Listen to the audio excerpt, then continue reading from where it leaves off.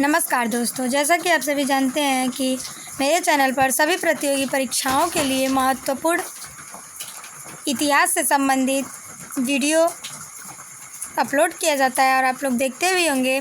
तो आज हम लोग सभी प्रतियोगी परीक्षाओं के लिए महत्वपूर्ण इतिहास से संबंधित टॉप 25 ऑब्जेक्टिव प्रश्न उत्तर, यह पार्ट 5 है। इसके पहले की वीडियो अगर आप लोगों ने नहीं देखी है तो जाकर मेरे चैनल पर ज़रूर देख लें। आपकी परीक्षा के लिए बहुत ही महत्वपूर्ण होगा। अगर आप TGT, PGT, ELT grade, GIC और भी जो एसएससी, रेलवे, एसआई, यूपीपी जितना भी प्रतियोगी परीक्षा होता है, अगर आपका सिलेबस इतिहास से संबंधित प्रश्न पूछे जाते हैं तो उन सभी परीक्षाओं के लिए महत्वपूर्ण प्रश्न है। तो आप वीडियो को पूरा ज़रूर देखें और चैनल पर नए हैं तो चैनल को लाइक, शेयर और सब्सक्राइब करना न भूलें। वीडियो पसंद आता है तो आप अपने दोस्तों को भी ज़रूर शेयर करें। आइए देखते हैं। पहला प्रश्न है, निम्नलिखित में से कौन सा युग्म सही ढंग से मेल नहीं खाता है? ऑप्शन ए दिया हुआ है चटगांव शस्त्रागार छापा, सूर्यसेन, काकोरी षड्यंत्र केस, अशफाक उल्लाह, लाहौर षड्यंत्र केस, भगत सिंह और मेरठ षड्यंत्र केस, मिर्ज़ा अब्बास। तो इसमें से कौन सा सही मेल नहीं खाता है? तो इसका सही उत्तर हो जाएगा मेरठ षड्यंत्र केस, मिर्ज़ा अब्बास। ये सही मेल नहीं खाता है। दूसरा प्रश्न है, मालाबार तटीय क्षेत्र में पुर्तगालियों ने अपना पहला कारखाना कहाँ स्थापित किया? ऑप्शन है कैन्नाकोर, मंगलोर, कालीकट और क्लोन। तो इसका सही उत्तर हो जाएगा कालीकट। पुर्तगालियों ने अपना पहला कारखाना कालीकट में स्थापित किया था। तीसरा प्रश्न है, निम्नलिखित में से किस स्थान से सुभाष चंद्र बोस ने दिल्ली चलो का अपना प्रसिद्ध आह्वान किया? ऑप्शन ए है रूस, जर्मनी, इटली, सिंगापुर। सही उत्तर होगा सिंगापुर। तीसरा प्रश्न हो गया। चौथा प्रश्न है, निम्नलिखित में से किसने स्वतंत्र समाचार पत्र की स्थापना की? चौथे प्रश्न का सही उत्तर हो जाएगा ऑप्शन आपका एनी बेसेंट, जवाहरलाल नेहरू, मोतीलाल नेहरू, उपर्युक्त में से कोई नहीं। तो सही उत्तर ऑप्शन सी होगा मोतीलाल नेहरू। एनी बेसेंट का प्रसिद्ध जो पत्र है वो कॉमनवेल्थ और न्यू इंडिया है। जवाहरलाल नेहरू का जो प्रसिद्ध वो पत्र है वो हो सकता है डिस्कवरी ऑफ इंडिया। और मोतीलाल नेहरू का मैंने बताया ही, इनका प्रसिद्ध है स्वतंत्र। पांचवा प्रश्न, गांधी इरविन समझौता भारत के निम्नलिखित में से किस आंदोलन से संबंधित था? तो जो गांधी इरविन समझौता ये कब हुआ था? तो यह 5 मार्च, मैं लिख देती हूँ क्योंकि परीक्षा में ये भी पूछता है। गांधी इरविन समझौता 5 मार्च 1931 में हुआ था।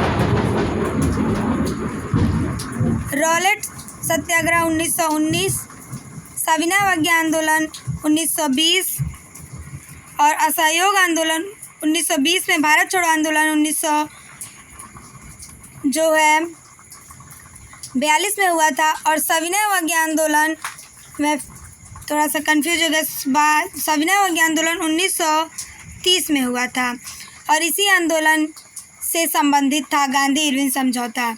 छठवां प्रश्न है, वारेन हेस्टिंग्स किस वर्ष भारत में बंगाल के पहले गवर्नर जनरल बने?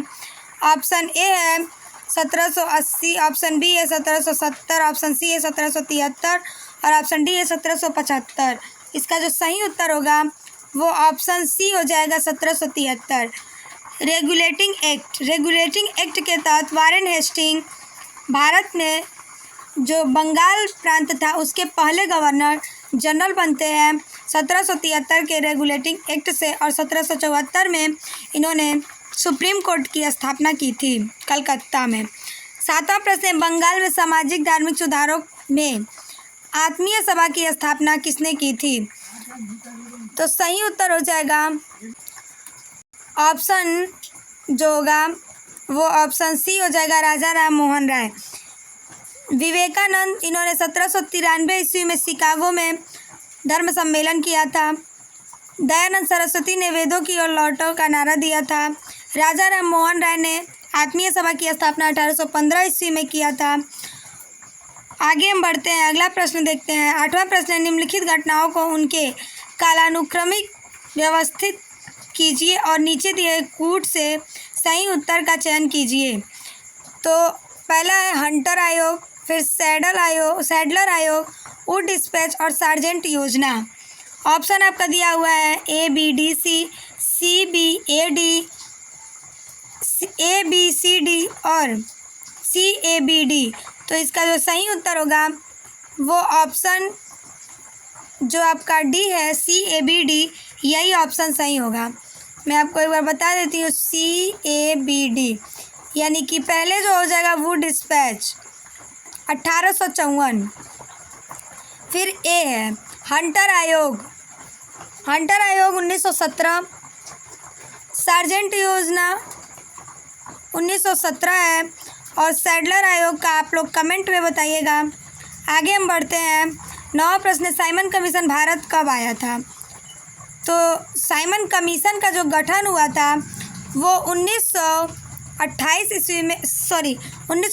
ईस्वी में हुआ था और वो साइमन कमीशन भारत 1928 ईस्वी में आता है। 1923 ईस्वी में स्वराज पार्टी की स्थापना हुई थी। 1924 में HRA यानी कि हिंदुस्तान रिपब्लिक एसोसिएशन की स्थापना हुई थी और 1919 में रोलेट एक्ट पारित हुआ था। आगे हम बढ़ते हैं। 10वां प्रश्न है, निम्न में से किस गवर्नर के कार्यकाल के दौरान 1921 ईस्वी में कलकत्ता में विक्टोरिया मेमोरियल हॉल का निर्माण कर पूरा हुआ? ऑप्शन ए है मिंटो, एल्गिन, रीडिंग और कर्जन। इसका जो सही उत्तर हो जाएगा वो ऑप्शन सी हो जाएगा, रीडिंग। मिंटो यानी कि मार्ले मिंटो सुधार, मिंटो गवर्नर जनरल थे और मार्ले मिंटो सुधार मार्ले मिंटो सुधार 1919 में आया था। लॉर्ड कर्जन के समय में बंगाल विभाजन 1905 ईस्वी में हुआ था।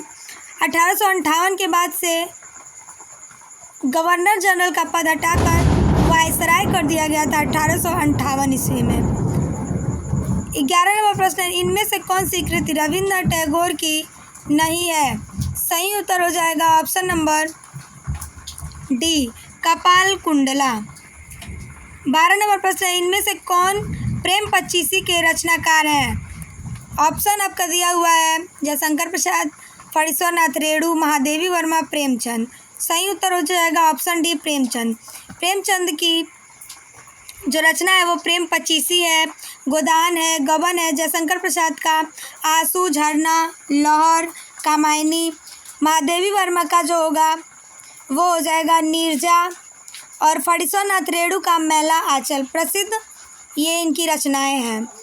अगला है 13 नंबर, तुम मुझे खून दो मैं तुम्हें आज़ादी दूंगा। यह कथन किसका है? तो ये जो कथन है ये सुभाष चंद्र बोस जी का कथन है। 14 नंबर प्रश्न है, किस वर्ष में मुस्लिम लीग ने पृथक राष्ट्र का संकल्प स्वीकार किया? तो ऑप्शन आपका दिया हुआ है 1940, 1931, 1922, 1960। सही उत्तर हो जाएगा ऑप्शन नंबर सी, 1922। 1940 में पाकिस्तान की मांग की गई थी, ठीक। 1931 में गांधी इरविन समझौता हुआ था, द्वितीय गोलमेज सम्मेलन हुआ था और 1922 में चौरी चौरा कांड भी हुआ था। 1907 में सूरत अधिवेशन में जो हुआ था उसमें नरम दल और गरम दल दो गुटों में बटे थे सूरत विभाजन में। 15 नंबर प्रश्न है, भारतीय विश्वविद्यालय अभियान 1904 निम्न में से किस वायसराय के काल में पारित किया गया था? तो इसका जो सही उत्तर हो जाएगा वो ऑप्शन ए हो जाएगा, लॉर्ड कर्जन। लॉर्ड रिपन के समय में क्या हुआ था?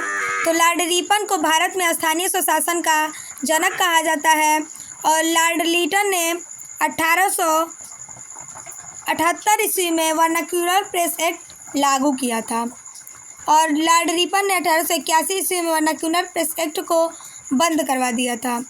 अगला है 16 नंबर प्रश्न है, भारत का पैगंबर किसे कहा जाता है? ऑप्शन है दयानंद सरस्वती, श्री रामकृष्ण, राजा राम मोहन राय, स्वामी विवेकानंद। सही उत्तर हो जाएगा राजा राम मोहन राय। आगे हम बढ़ते हैं। 17 नंबर, भारत में आलू की फसल शुरू की गई थी किसके द्वारा? तो जो आलू की फसल थी वो पुर्तगालियों ने शुरू किया था। 18 नंबर प्रश्न है, अंग्रेजों द्वारा कलकत्ता में निर्मित दुर्ग का क्या नाम है? सही उत्तर हो जाएगा फोर्ट विलियम। फोर्ट विलियम जो ये है, यह अंग्रेजों द्वारा स्थापित किया गया था कलकत्ता में। 19वां प्रश्न है, गांधी जी की सबसे महत्वपूर्ण शिक्षाएं निम्न में से कौन सी है? सत्य, अहिंसा, धर्म, सत्याग्रह। केवल 1 और 3, केवल 2 और 4, केवल 1 और 2, केवल 1, 2 और 3। सही उत्तर हो जाएगा केवल 1 और 2, यानी कि सत्य और अहिंसा। 20 नंबर प्रश्न, सीआर दास यानी कि चित्तरंजन दास और मोतीलाल नेहरू ने स्वराज पार्टी बनाई थी किस आंदोलन के बाद? स्वदेशी आंदोलन के बाद, असहयोग आंदोलन के बाद, या सविनय अवज्ञा आंदोलन के बाद, या भारत छोड़ो आंदोलन के बाद? तो इन्होंने असहयोग आंदोलन के बाद से स्वराज पार्टी की स्थापना की थी 1923 ईस्वी में। अगला है, भारत में ब्रिटिश भू राजस्व प्रणाली का निम्नलिखित में से किसने अधिक लाभ प्राप्त किया? सही उत्तर होगा जमींदार ने। जो ब्रिटिश भू राजस्व था 3 था, अस्थायी भू राजस्व, महालवाड़ी और रैयतवाड़ी। अगला है, 1921 में नरेंद्र मंडल या चैम्बर ऑफ प्रिंसेस किसके द्वारा आरंभ किया गया? ऑप्शन है Lord Curzon, Lord Wellesley, Duke of cannot, Duke of Wellington. सही उत्तर हो जाएगा ड्यूक ऑफ कैनॉट। 23वां प्रश्न है, गवर्नमेंट ऑफ इंडिया 1935 किस पर आधारित था? सही उत्तर हो जाएगा साइमन कमीशन, जो 1928 ईस्वी में भारत आया था, और साइमन कमीशन की स्थापना 1928 में भारत में हुई थी और इसका गठन 1927 ईस्वी में हुआ था। 24वां प्रश्न है, 1940 से 46 ईस्वी के दौरान कांग्रेस के अध्यक्ष कौन थे? सही उत्तर हो जाएगा मौलाना अबुल कलाम आज़ाद, जिन्हें मिसाइल मैन के नाम से भी जाना जाता है। 25वां और अंतिम प्रश्न है, किस अधिनियम की महत्वपूर्ण विशेषता प्रांतीय स्वायत्तता थी? तो इसका जो सही उत्तर हो जाएगा वो 1935 हो जाएगा। 1935 भारत शासन अधिनियम, 1919 मॉन्टेग्यू चेम्सफोर्ड सुधार अधिनियम, 1909 मार्ले मिंटो सुधार, और 1858 यह भी भारत शासन अधिनियम। 1858 में महारानी विक्टोरिया का घोषणा पत्र पढ़ा गया था। 1 नवंबर 1858 को लॉर्ड कैनिंग ने पढ़ा था, और यहीं से 1858 के ही जो अधिनियम था उसी से गवर्नर जनरल का पद हटाकर वायसराय कर दिया गया था। इस प्रकार मैंने आप लोगों को सभी प्रतियोगी परीक्षाओं के लिए महत्वपूर्ण इतिहास से संबंधित टॉप 25 MCQ जो आपकी परीक्षा के लिए बहुत ही महत्वपूर्ण है डिटेल में बताया मैंने, और जो मैंने कमेंट में बताने के लिए बोला है आप कमेंट में ज़रूर बताइएगा, और वीडियो को पूरा ज़रूर देखें, आपकी परीक्षा के लिए महत्वपूर्ण है। आप चैनल पर नए हैं तो मेरे चैनल को लाइक, शेयर और सब्सक्राइब करना न भूलें। अपने दोस्तों को भी ज़रूर शेयर करें, जिससे कि वो भी अपनी तैयारी अच्छे से कर सकें। मिलते हैं अगले वीडियो में। नमस्कार।